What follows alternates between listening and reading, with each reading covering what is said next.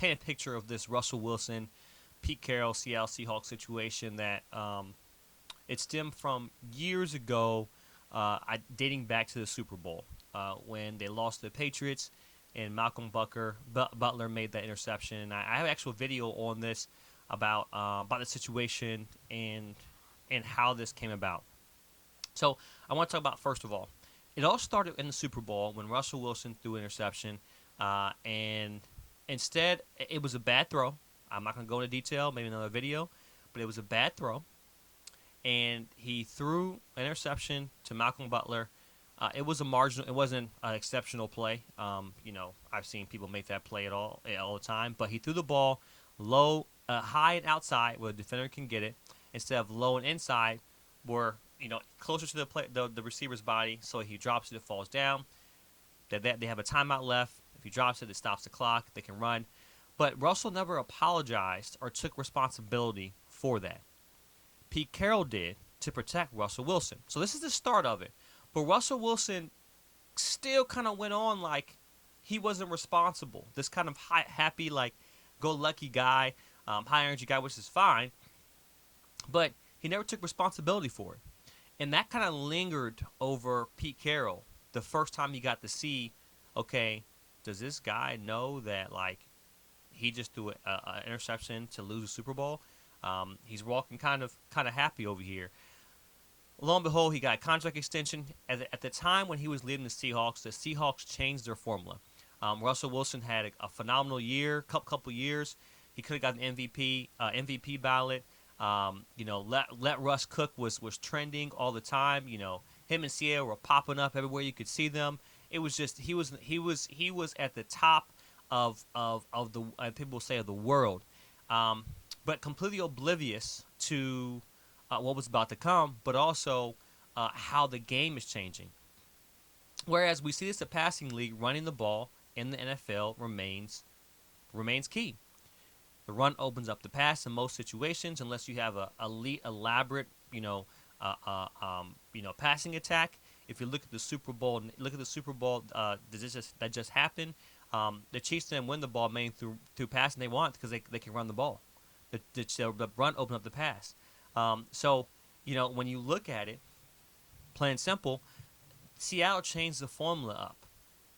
When the last season with Seattle, it thawed out. Russell Wilson got injured as well too. The last season before he got injured, the passing game was thawing out. They had to run the ball. Teams were keying on it, and it wasn't merely of is the passing attack elaborate enough. It was like, hey, they need to run the ball. When that happened, Russell Wilson did not like that. After that season, he went on air. He talked about not having say in personnel, not having say in play calling, not having say in who they're bringing into the team like the other quarterbacks do. So he was vocal on that podcast. I'm pretty sure Pete Carroll heard it. He ignored it. Hey, look, still going to try to win. So in that last season, he got injured. That was kind of like the bowling point. He's coming towards a contract, end of his contract, or looking to extend his contract. He just got injured. It was the perfect time for them to trade, Russell Wilson for a slew of picks and Drew Lock.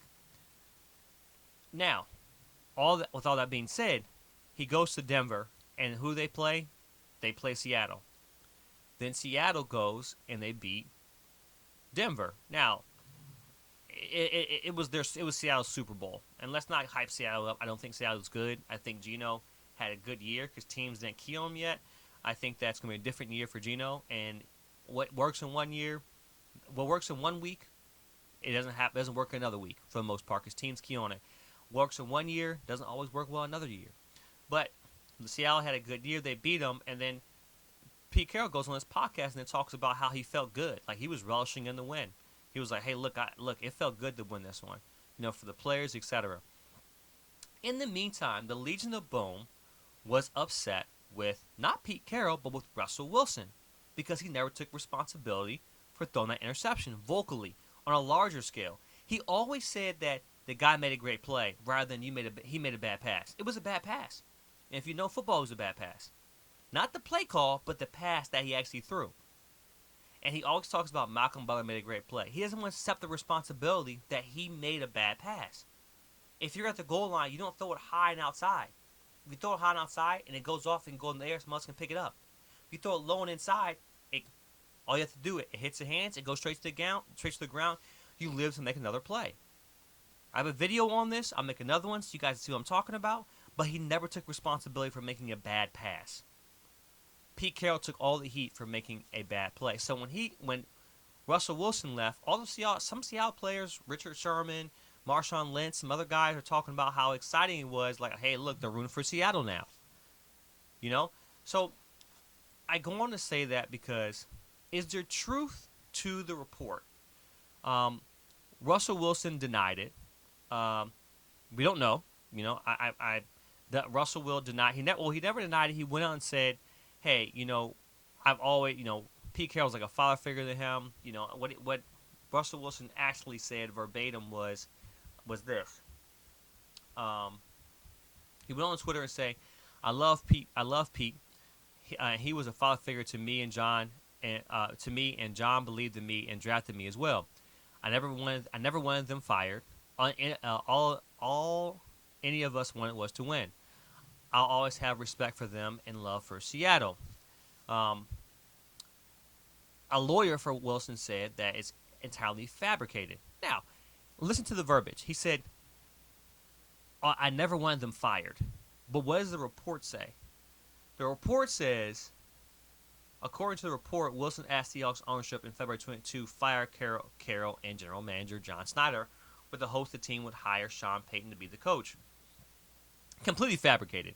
Just because he's in Seattle, I do believe that Russell Wilson wanted some things to be changed, but I don't think he wanted them to be fired. Russell Wilson doesn't say that he never went to the owner. He says he never went to the GM or anybody. But what he is saying is, you know, I never wanted them fired. So he's standing firm on that statement. Maybe him saying that he wants things changed in this podcast is not saying that he wanted Pete Carroll fired. And if there's a rift or an inevitable harmony, when harmony as in this one, beautiful harmony where, hey, look, both of them are going to part ways, that doesn't mean they want them fired. So you have to look out for reports like these titles that just make things like make people read it. The Athletic, I'm not sure what the source is. They may have heard one thing and then fabricated.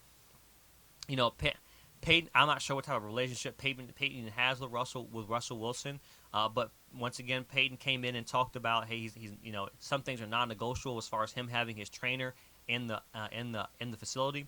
So the report I believe is completely fabricated.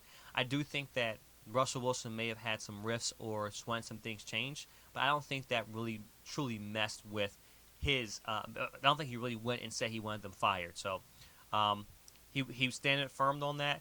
I think that it's two competitors that had a different vision for certain things and they parted ways. And I expect Russell Wilson to have a big year this year. Put my stamp on it.